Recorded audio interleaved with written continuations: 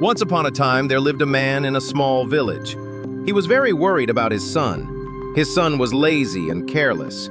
He never worked. He just wandered here and there in the village all day long. One day, the man decided to teach his son a lesson.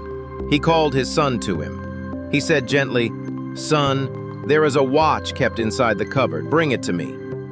The boy went and opened the cupboard. He took out the watch and came back to his father. The father looked at the watch and then said, "Now take this watch to the market. Ask everyone you meet how much they think it is worth."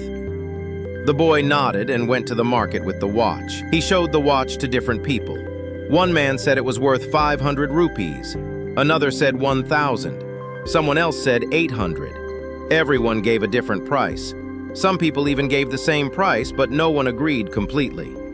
The boy came back home and said, "Father, everyone told me a different price for the watch. Some said 500, some said 800, and some said 1,000.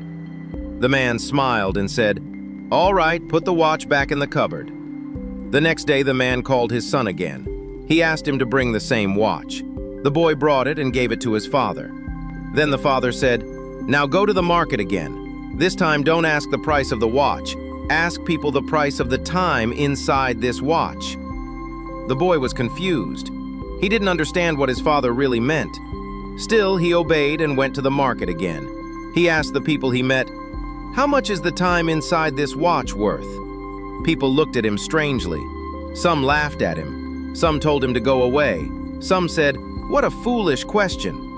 The boy felt embarrassed and sad. Finally, he stopped at a small shop where an old man was working. The old shopkeeper was busy repairing watches. When the boy asked him the same question, the old man paused his work. He looked at the boy with a kind smile. He understood what the boy was trying to ask. He said softly, "Son, you cannot put a price on time. You can give millions of rupees, but you cannot buy back even 1 second of your life. That is why you must use your time wisely." The boy listened carefully. The old man continued, "Time has one bad thing and one good thing.